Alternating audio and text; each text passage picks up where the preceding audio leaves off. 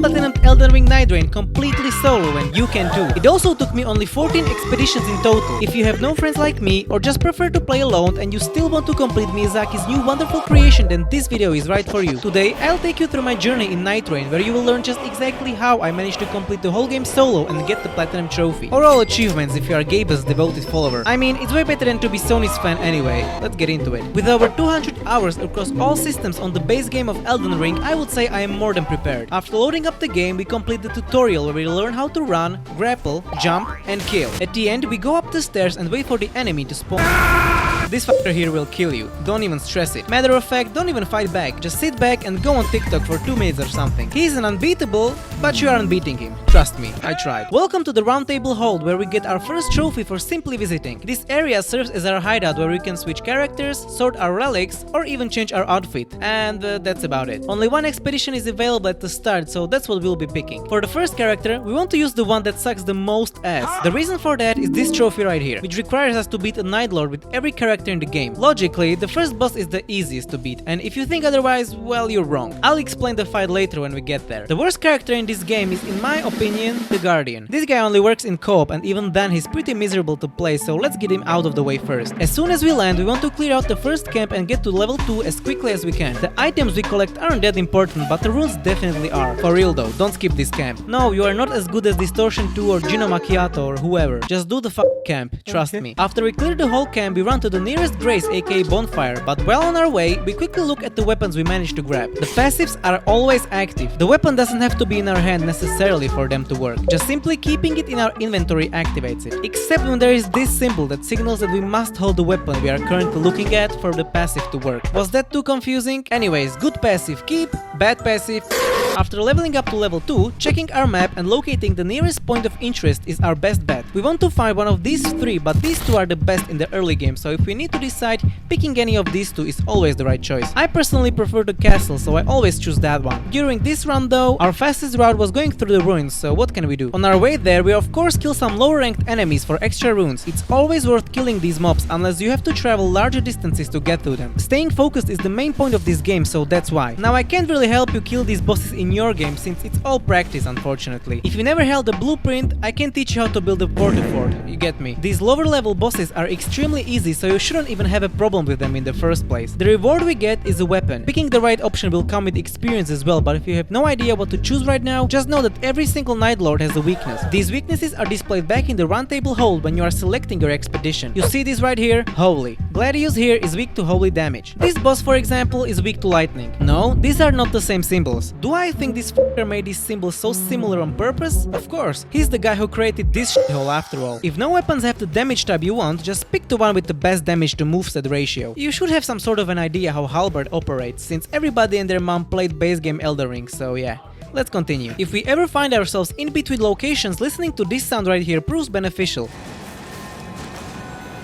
The sound indicates that the beetle is nearby. After locating and killing said beetles, we get rewarded with a trinket or a charm or whatever it's called in this game. There are many powerful trinkets, but never rely on any, since you will probably get abysmal dog shit like me almost every time. The trinket I got here on my first run is pretty decent though, so no complaining, but it's nothing too crazy. Also, utilizing these jumping pads while traversing provides significant boost to our speed. Not only do they give us a huge speed boost, they also give us verticality as well. We can find them on our map and they look like this. In the next camp, we have this kitty cat who is pretty wild, I'm not gonna lie. If we are playing the Guardian, we must make sure to almost always block with our shield. Guardian here has like no mobility. I mean, this guy can't even roll in a Miyazaki game, that's how terrible he is. He only has this shitty dash which just feels horrible to use. Not like the dash in Sekiro, the other character has that, don't worry. After the 15 minutes we spent fighting the boss, we get presented with another set of weapons or a permanent buff. I usually never pick the buff until I find my go-to weapon, or the buff is just too good not to take. Not like this one. What I would always look for is a weapon that can proc bleed. These weapons, just like in the base game, are way too strong. They deal damage based on percentage if I'm not mistaken, which means they're bound to be OP.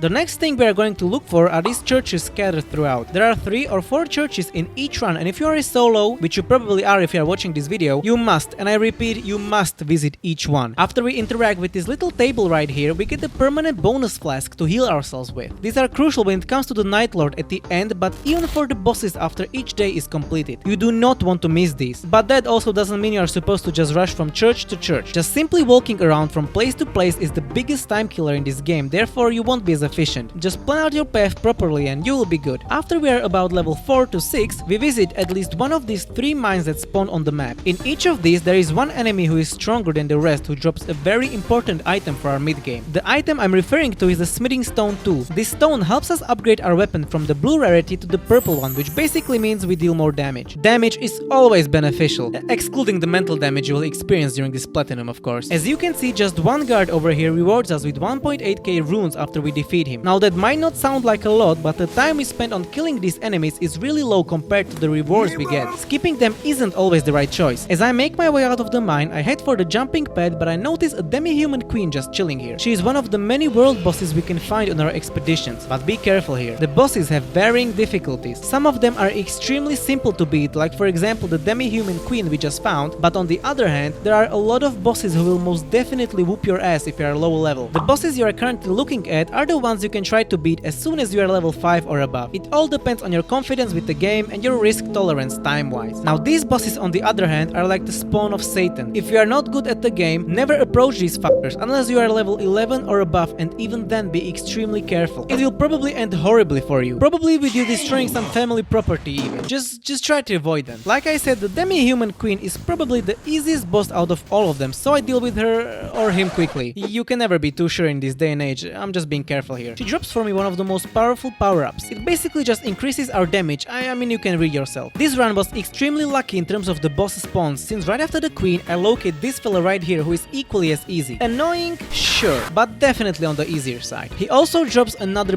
beastly power-up, so that's great. Eventually, after some time, first day is going to end, therefore our objective is to survive the boss that spawns after the circle fully closes. We are allowed to go down only once if we haven't bought this item right here, which I will explain in a minute, so be careful. The worst boss probably in the whole game spawns for me, Bell-Bearing Hunter. If you remember like 5 seconds back, he was among the bosses I advised not to fight. Since he spawned at the end of the day, I really had no other option. I even go down during it, but I recover nicely, so nothing to worry about. After defeating our boss, a new day begins. Now our level should be somewhere between 7 and 10 after this first day. This is our signal if you want to know whether we are doing poorly or alright. Now time for a simple trick. You can start running out in the open as soon as the boss is defeated. Even when there is still rain, it's worth it to just keep going through it and heal later with your flask or side of grace. Now we want to target these locations. Firstly, jails. There are 2 reasons why. After beating a jail, you can choose between passive buff or extra runes. The jails are relatively easy to beat when we are high level, which we should be, so it's almost always worth it to visit them. And the second reason is because of this trophy. At some point we will need to beat the so-called oldest jail. The problem is that it appears completely randomly. We will need to open a lot of these jails for the oldest one to spawn. It's better to start hunting for it right away, which might save us some grinding later on. To even unlock a jail, we will need to find these sword keys, which we can locate in different chests at the locations we visit. They are not guaranteed though. Here are a bunch of locations they can spawn in, just for reference. The second location we start eyeing are the world bosses that show up on our map. Not every boss shows up on our in-game map, so here's a map from a wiki instead. Why we should go here is pretty obvious, but the main reason are the runes. We also have a chance to find a very powerful weapon since the bosses drop purple tier gear, so we don't have to level it up with our smithing stones. After defeating 10 powerful enemies in one run, we get a trophy as well, which is great. We also visit the last church we haven't already, otherwise there would be consequences. You even get a trophy for having 7 flasks, so W's all around. Now before ending the night and heading for the Night Lord, it is extremely important that we visit a merchant. Every merchant is pinked on our map if you press the show details button. It's a triangle on PlayStation and all the 4 on computer, I think. The item we are going to buy is called Vending Grace. Only one can be bought, so don't be surprised. After we go down during the Night Lord or the boss at the end of each day, this item is able to revive you. Extremely crucial for our survival. It costs 10k runes, but it's worth every penny. Now the last thing we need to do to end the day is to fight the boss at the end. After we defeat the final boss, we enter this weird gooey liquid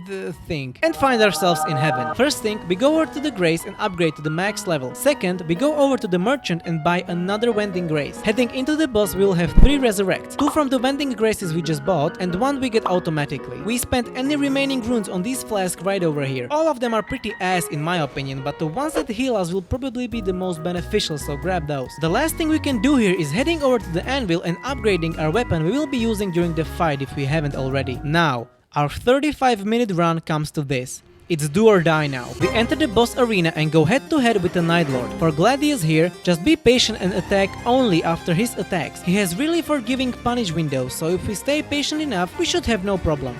For his transformation phase though, the best strategy is to probably just keep running away. The only attack that can get us is the one where he breathes fire, but if we are far away or block, it's not a problem. After we defeat him, we get a trophy for it, as well as a trophy for unlocking every other Night Lord. From now on, we can take on any Night Lord except the final one. I'm gonna be going in order, so it isn't confusing just for you. But before that, we talk to this pretty lady over here and give her the medallion we just got from defeating the good boy. This action unlocks her as a playable character we will be using later on. She is the one with the secure dashes I mentioned. Before heading on to the next expedition, we visit the relic page where we can equip different relics. Each relic has different passive abilities that roll randomly. We get these relics after completing an expedition or buying them from the jar shop. After equipping our first relic, we get a trophy. The next boss we take on is called the Gaping Jaw. For this one, I chose the Executioner. He prefers to use katanas and can transform into a furry. With his basic ability, he is able to parry the enemies. This time an actual Sekiro ripoff. I mean, I'm not complaining, that game is peak. The map also manages to transform, and in the middle we can find a big ass crater. After entering it, preferably on day 2, we encounter many enemies and mini bosses we can defeat. These guys drop like 1,000,000 runes each, so be sure to kill them on your way down. A really awesome technique we can use to eliminate these bald heads exists. Performing a double jump off of them or a wall, we can literally one-shot them and they can't fight back. 8,000 runes each as well, not too bad. Down below we can fight the last boss, which is just a basic magma worm. I'm pretty bad, so I get killed right at the end of the fight. After we defeat the odd-looking lizard, this altar becomes accessible and allows us to upgrade one of our weapons to the max legendary tier. I upgrade my bleed katana since it's the best weapon I own. After choosing, we unlock a trophy for acquiring a legendary armament for the first time and also a trophy for fully completing the crater. Ancient Dragon was the boss I had to face at the end of the day, and just like any dragon boss in From Software's games,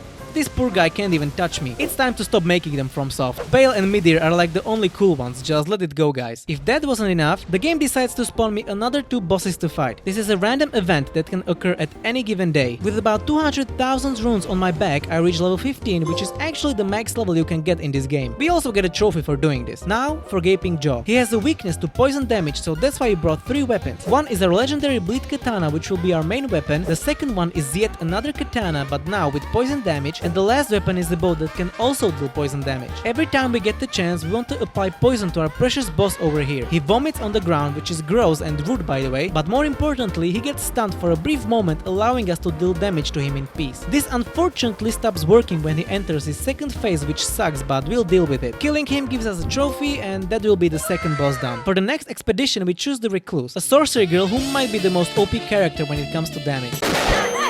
She is able to siphon energy from the enemies she attacks, restoring her FP or mana if you will. And after siphoning 3 times in a row, she is able to cast a spell of some sort depending on which elements she took. To keep it simple, when this thing is full, just use it. Nothing to worry about. When I said I will be going through the Night Lords in order, I was in fact lying. With the Recluse, I'm gonna be going for Ogre. It's the easiest boss in the entire game, mind you. The only issue is that he flies. Constantly. He comes down once in a while, sure, but defeating him with a character who has no reach is just complete suicide. Since we are playing the Recluse, we counter his game completely and get a trophy. Ogre was the 3rd boss on our list, and since we are professional esports gamers, we get a trophy for killing 3 different Night Lords in a row without failing. It's important to realize it is 3 different Night Lords. When I was practicing this game, I made the same mistake as many others and just kept killing the same Night Lord over and over again.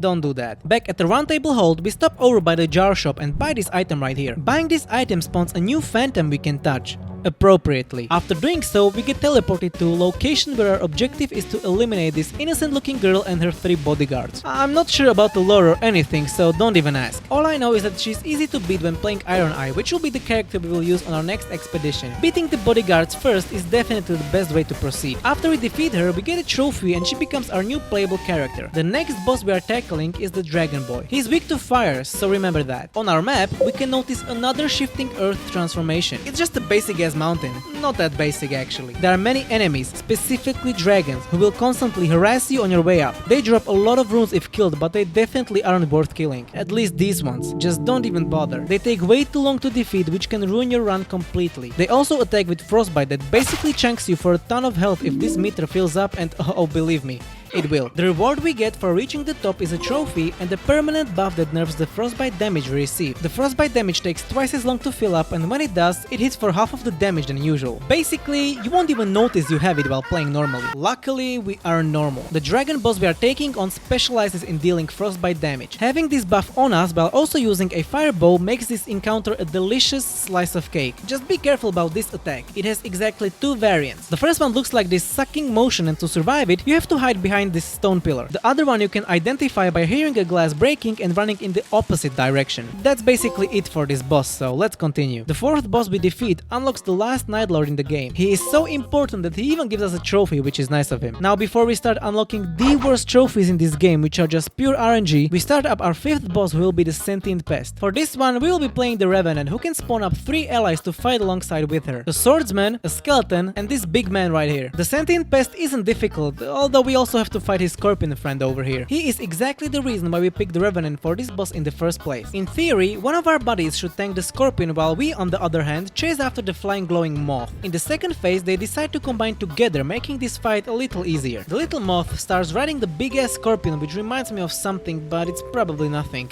Must have been the wind. If we stay close to its feet, he can't really hurt us properly. That is unless you're ass just like me, but let's not dwell on my skill issues, please. Another trophy acquired. Next boss we face is going to be this goat who attacks us with frenzied flame. From what I've heard, this expedition is one of the more hated ones. Maybe even the most hated, I really don't know. Although I'm not sure why that is the case, since to me he feels really weak. I'll talk about him more when we start fighting him. The character we are playing is going to be Raider.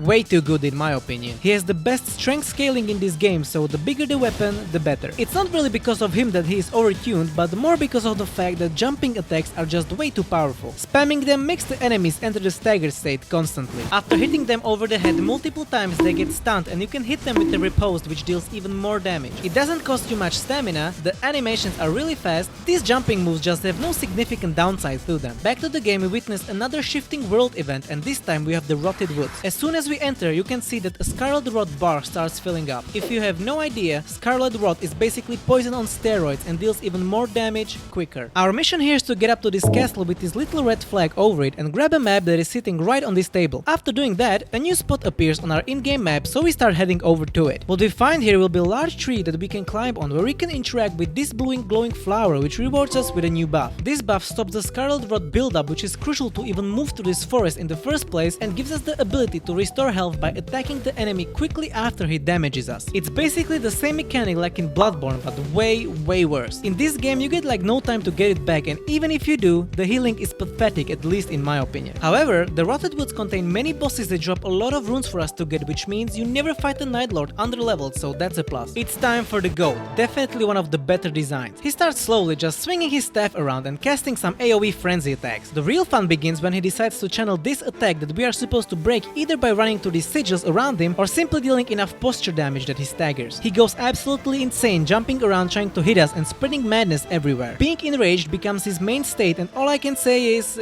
good luck. You won't be beating him on your first go. In the Round Table Hold, I visit the jar shop once again and buy myself a new vessel. This vessel helps me use relics with different colors for the character I buy it for. So if I buy one for the Duchess, like I did, I can start using relics that have the color yellow and green instead of the basic red and blue like she's supposed to by default. The next Night Lord we are going for is the Darkdrift Knight. We are going to bring Duchess with us since she has that powerful dodge I talked about earlier. Not only does the dodge have longer iframe window, you can also chain 2 dodges back to back. She is one of my favorite characters to play, but not quite the #1 spot. We will save that one for the last Night Lord, which is coming up shortly. However, the Duchess has more tricks up her sleeve, like for example her basic ability, which upon activating it deals some percentage of the damage you inflicted on the enemies you fought. So as you can see, this guy is getting smoked, and right after he gets up, we hit him with the ability which makes his ghost or silhouette appear, and it starts taking even more damage while also creating some ASMR level audio, which is always appreciated. Hopefully I'm making sense. To keep it short again, ability equals good, so use it. Also, her ultimate ability is pretty mid when it comes to solo play, since you basically just become invisible. It's really useful when you're trying to resurrect your deadweight useless teammates in multiplayer, so it's fine as it is. Darkdrift Knight is my favorite boss in this game. Every attack is well telegraphed and each dodge just feels so satisfying. I love this guy, truly. With the Duchess, it's that much more easier to dodge. I basically never get hit these days. He is also weak to lightning, which is like the most common weapon type, so that helps as well. With the trophy acquired, we select the best character in the game, the undisputed legendary warrior, also known as the Wilder.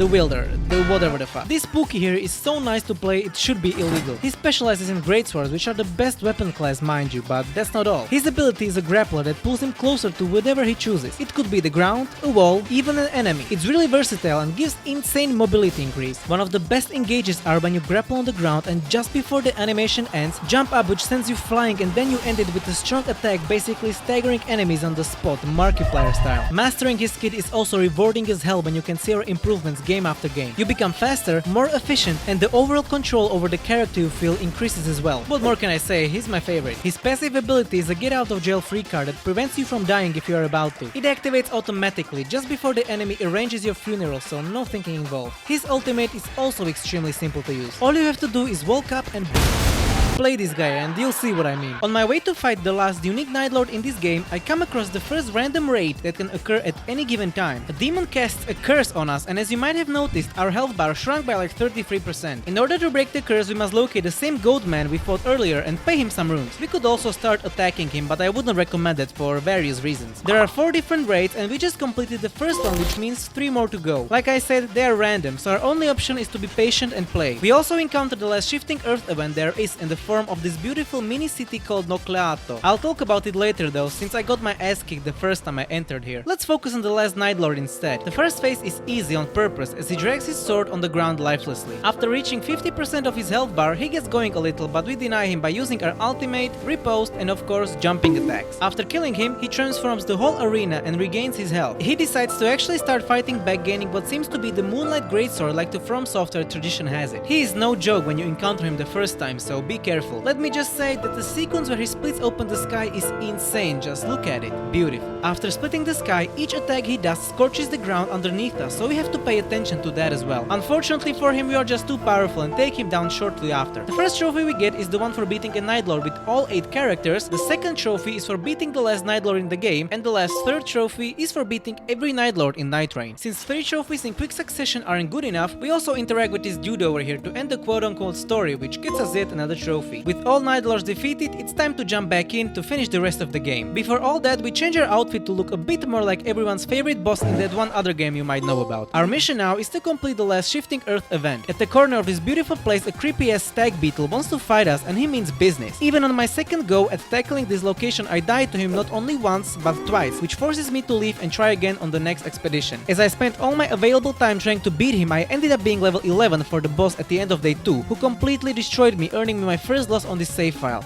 Nothing to worry about, since right on the next try we get him without much trouble. On my way there, I get blessed with the second RNG raid that is required for the platinum. He arrives nonchalantly, landing right on top of my skull. It's the Fell Omen, just like the first proper boss fight in base game of Elden Ring. It's the guy that skill checked a lot of people, making them uninstall the game. Even in Nightreign he is no pushover, but we can take our time with kiting his abilities and healing like 1,000,000 times. Only 2 raids remaining, which is really good. Back to the scary void skeleton guy, the reward we get for beating him is 150k runes, which translates to about 2 levels, which is honestly insane, and also another resurrection if you find ourselves dead at any point while fighting the last bosses. Since this is the last Shifting Earth event there is, and we managed to complete each of them, we earn yet another trophy for our efforts. Right at the end of this run, I decided to go for a trophy that requires us to have many high rarity equipment pieces on our person. In order to get it, I defeat the Dragon Knight soldier and choose the purple rarity sword. I scout out the Black Knight assassin for the Loretta sickle, visit the merchant and buy whatever purple gear he is selling, defeat the actual Loretta while in the storm, which is extremely risky, but we managed to do it, and pick up an legendary armament, and eliminate the day 2 boss who doesn't drop us any gear. Without the trophy popping and having no other enemies to fight, I thought that the dream was dead. I do my basic preparation for the Nightlord, and just as I buy the Wandering Flask, the trophy decides to pop. Honestly, didn't think that consumables counted towards the trophy's progression, but even I am sometimes wrong. 3 of the 4 trophies we have remaining are pure RNG, except this one for buying vessels from the jar shop. 2 raids remaining and 1 oldest jail. We get extremely lucky on this save file, since right after the expedition we were on, we get raided immediately by the sentient pest. The raid starts off with this notification right here, as well as the swarm of locusts that spawn beneath you. If you manage to explode while you are in their vicinity, a level from your character gets taken away. To end this raid successfully, we must follow the locusts to their spawn of origin. After they explode, take a look as to where they are going, and sooner or later you will find a sentient pest. It's the same thing as hunting for the end portal in Minecraft, just way easier. Not quite sure why this stinky insect even tried to invade us, since he goes down in like 4 hits, but he probably has his reason. As if my luck wasn't out of this world already, on the same run I clear out the jails one by one, 1 and lo and behold, a huge ass dragon. This ancient dragon spawns only in the oldest jail, so I knew already that we are in the money. Like I said, the dragon bosses in these games are usually extremely easy since they are so huge they can't even get to you properly. Except Bale and Midir, but those are exceptions.